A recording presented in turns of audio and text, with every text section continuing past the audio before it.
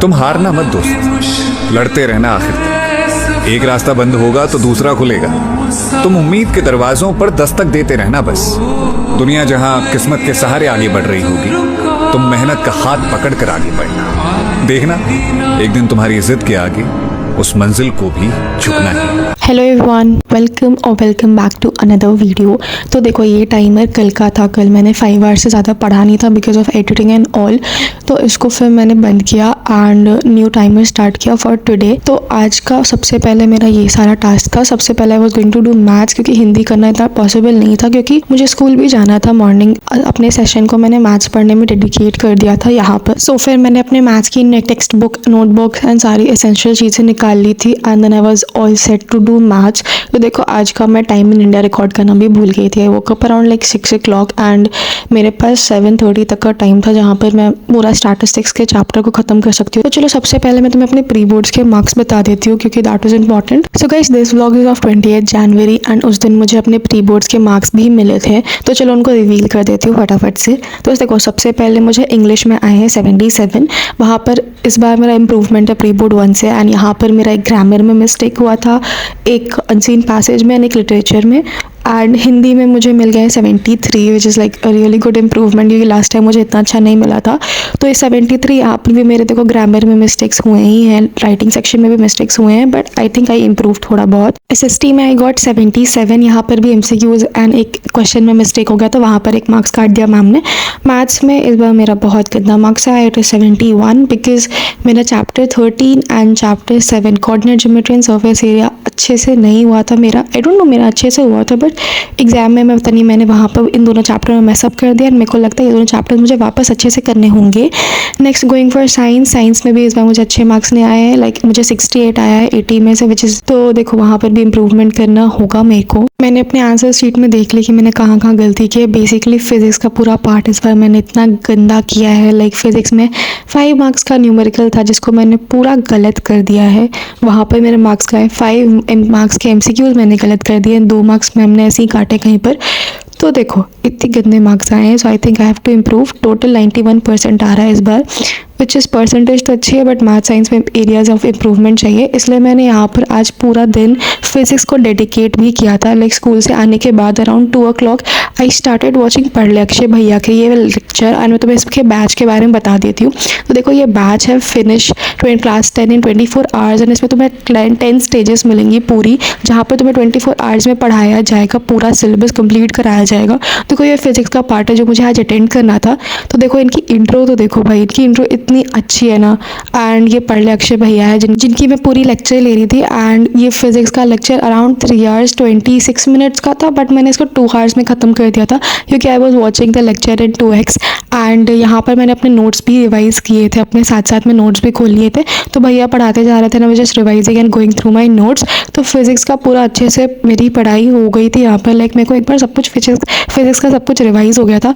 अब बस बचा था क्वेश्चन प्रैक्टिस करना, तो वो भी मैं करूँगी। क्वेश्चन प्रैक्टिस भी करना होगा क्योंकि क्वेश्चन प्रैक्टिस नहीं करने की वजह से एंड फिजिक्स के लैक ऑफ प्रैक्टिस की वजह से मेरे इतने सारे मार्क्स चले गए हैं, तो विच इज़ नॉट एक्सेप्टेबल।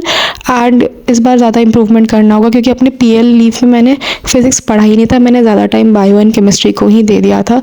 कोई बात नहीं, let's focus on improving now. तो हाँ, मैथ्स एंड साइंस में जितना अच्छा परफॉर्म मैंने लास्ट टाइम किया था उतना अच्छा परफॉर्म नहीं कर पाई इस बार। एंड मैथ्स में भी मेरे चैप्टर्स 13 से बहुत ज़्यादा क्वेश्चन आ गए थे एंड मैंने नोटिस किया कि मैं वो सब गलत करके आई हूँ।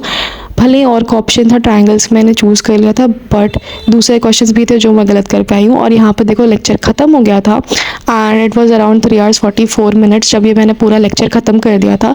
तो देखो, यहाँ पर ना तुम्हें मेमोनिक्स वाले फ्लैश कार्ड्स भी मिलते हैं विद AI क्विजेस। तो मैं बस उन्हीं को गो थ्रू कर रही थी। ये मैं अपने रिविजन के टाइम पे यूज़ करूँगी, नॉट नाउ, क्योंकि अभी जस्ट तो मैंने पढ़ लिया है ना। तो अभी फिर मैं जा रही थी AI क्विज करने, अपनी नॉलेज को टेस्ट करने। तो देखो, यहाँ पर क्लास 10 फिजिक्स वाला था, there I went and I started giving the MCQs वाला टेस्ट। लकीली यहाँ पर ज़्यादा क्वेश्चंस नहीं थे, इसमें 5 क्वेश्चंस थे क्योंकि I was really tired after coming back from school and फिर ये 2 घंटे का पूरा लेक्चर अटेंड करना एंड उसके बाद कुछ भी करने का मन नहीं कर रहा था honestly, but I think quiz attend कर लेनी चाहिए। इसमें से 5 ही क्वेश्चंस थे, बट पता नहीं मैंने सब कुछ सही किया एंड रिजल्ट लोड होने में इतना टाइम ही चला गया, पता नहीं मेरे एंड से प्रॉब्लम थी, शायद वाईफाई का कोई इशू हो गया होगा, तो यहाँ पे वो रिजल्ट लोड ही नहीं हुआ, क्विज़ के बाद कुछ आया ही नहीं। सो आई वाज लाइक भाई छोड़ देती हूँ इसको, बैक कर दिया मैंने एंड ये पूरा हट गया क्विज़ वाला, बट मेरे सारे क्वेश्चन सही थे। अब बात है क्वेश्चन प्रैक्टिस करने की, तो क्वेश्चन प्रैक्टिस की मैंने ये 33 डेज़ पढ़ लिया अक्षय भैया की बुक से। देखो बेसिकली ये बुक मेरी नहीं है, मैंने अपनी फ्रेंड से लेंड की थी, उसने ये बुक खरीदी थी फॉर 33 डेज़, बट अभी तक उसने स्टार्ट कुछ भी नहीं करा हुआ है। एनीवेज तो मैंने बोला कि साइंस वाली बुक मुझे दे दो। She is now focusing on maths, क्योंकि उसका भी मैथ्स में बहुत ज़्यादा एरियाज ऑफ इम्प्रूवमेंट है अभी। तो मैंने यहाँ पर इलेक्ट्रिसिटी का क्वेश्चन स्टार्ट कर दिया था, क्योंकि इलेक्ट्रिसिटी में भी क्वेश्चन मेरे गलत हो गए थे MCQs में। सो मैंने थोड़ा बहुत MCQs करा, बट फिर मैंने को ध्यान आया कि मुझे सब्जेक्टिव पे ज़्यादा फोकस करना चाहिए फॉर नाउ, तो मैंने सब्जेक्टिव भी करा था, MCQs को भी थोड़ा बहुत स्किप किया। एंड ऑनेस्टली इतने सारे क्वेश्चंस करने का बिल्कुल भी मन नहीं कर रहा था मेरा उस टाइम पे, आई वाज सो टायर्ड। तो आई वाज लाइक कि बस थोड़े बहुत क्वेश्चंस करूँगी, लाइक जब तक 4 आवर्स होते हैं, एंड उसके बाद I take a break something like that. And फिर अगर फिजिक्स का क्वेश्चन आज नहीं तो मेरे पास ने नेक्स्ट डे भी अलॉट करके रखा हुआ है फिजिक्स को, तो I will go and read physics उस दिन भी। अभी इतना समझ लिया, नोट्स पढ़ लिए, तो लाइक ओके मेरा इतना तो अभी हुआ। आई रिमेंबर मैंने बीच में फिजिक्स का क्वेश्चन प्रैक्टिस करना छोड़ दिया था, तो आई थिंक अभी मुझे अच्छे से सब कुछ प्रैक्टिस करना होगा, रिविजन करनी होगी, प्रॉपर रिविजन, लाइक बहुत अच्छे तरीके से क्वेश्चंस भी प्रैक्टिस करने होंगे। रिविजन का मतलब ये नहीं कि बस आप चैप्टर को रिवाइज कर लो, पढ़ लो, नहीं, आई थिंक क्वेश्चन प्रैक्टिस करना भी बहुत इंपॉर्टेंट है। तभी तुम्हें पता चलेगा कि अच्छा चैप्टर पढ़ने से तो हो गया, बट तुम्हें ये वाला क्वेश्चन नहीं आता तो क्यों नहीं आता, क्यों नहीं बन रहा, दैट इज़ ऑल्सो इंपॉर्टेंट। तो देखो यहाँ पर अराउंड 4 आवर्स हो गए थे and it was around like 4:30, तो आई वॉज लाइक भाई अब नहीं होगा मेरे से physics. So I was like okay इतनी क्वेश्चन कंप्लीट कर ली है, अब मैं नेक्स्ट डे कंप्लीट कर लूँगी। So that was all for physics and then I went down stairs to enjoy this view and like go outside for a walk or something to refresh my mind, क्योंकि वो भी ज़्यादा ज़रूरी हो गया है। we can't take a lot of pressure every time, तो अपने आप को feel free और relax भी करना चाहिए। देखो फिर around like 6:30 ऐसा करके कुछ तो मैं आ गई थी, और यहाँ पर मैंने ये SST के पावर शेयरिंग के नोट्स को रीड किया था, अपने खुद से नोट्स के बनाए थे जो मैंने उसी को रीड करा था, क्योंकि अभी मुझे कुछ और भी करने का मन नहीं कर रहा था, क्योंकि पावर शेयरिंग वाला चैप्टर मेरा बहुत अच्छे से हो गया था। आई डोंट थिंक सो कि मुझे इसकी कोई रिविजन वाली वीडियो देखनी थी, एंड इसके बाद मैं बस NCERT रीड करने वाली थी। NCERT पावर शेयरिंग की इनफ थी मेरे लिए, उसके बाद सिर्फ क्वेश्चन प्रैक्टिस करूँगी and I let myself know कि मैंने कितने क्वेश्चंस गलत किए, कितने क्वेश्चन सही किए। तो देखो यहाँ पर मैंने अपना चैप्टर भी निकाल लिया था, एंड पावर शेयरिंग करने में बिल्कुल भी ज़्यादा टाइम नहीं लगता, ये बहुत छोटा सा क्यूट सा चैप्टर है like literally.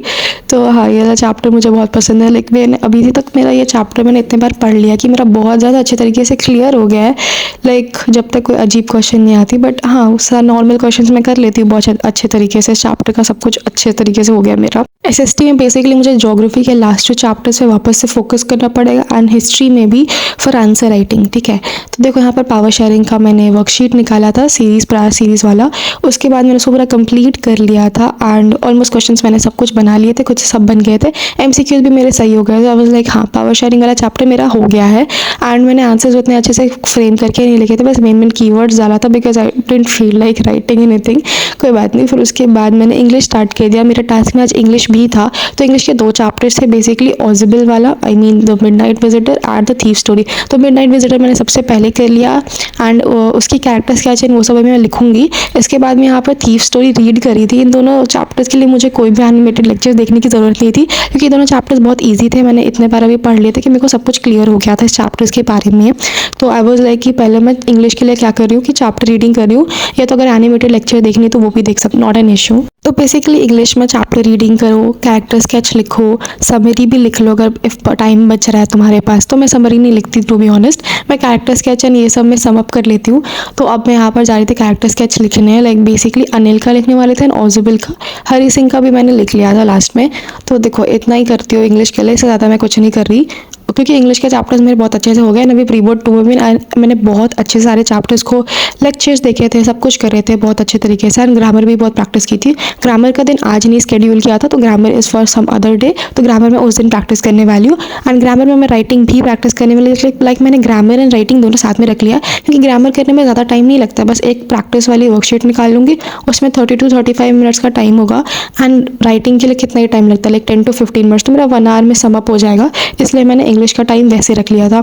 English and Hindi तो मैं ऐसे ही कर रही हूँ, लाइक राइटिंग कर लो, व्याख्या कर लो, ताकि मेरी ज़्यादा से ज़्यादा प्रैक्टिस हो सके। और हिंदी में तो वापस क्वेश्चन प्रैक्टिस करने पे ही ज़्यादा ध्यान दे रही हूँ, क्योंकि ज़्यादा से ज़्यादा क्वेश्चन प्रैक्टिस करूँगी तो मैं अपनी लाइक गलतियाँ को ओवरकम कर सकूँगी। तो यहाँ पर मैंने हिंदी भी स्टार्ट कर दिया था। हिंदी के लिए मैं लिख रही थी लेटर, क्योंकि आज मेरा लेटर राइटिंग प्लस ग्रामर था, तो सबसे पहले मैंने लेटर ही स्टार्ट कर दिया था। लाइक बेसिकली मैंने बीच बीच में बहुत शॉर्ट ब्रेक्स लिए थे, इसलिए तुम लोग को लग रहा होगा कि मैंने आज 6 आवर्स का टाइमर्स भी ठीक से, मतलब 6 आवर्स भी ठीक से पढ़ाई नहीं की। तो हाँ, that is one reason, because I went to school and I did not sleep properly, and rest करना भी ज़्यादा इंपॉर्टेंट होता है। तो I was like I will sleep around 9:30 या 10 o'clock या 10:30, अराउंड 10:30 तो हो ही गया था डिनर करते करते।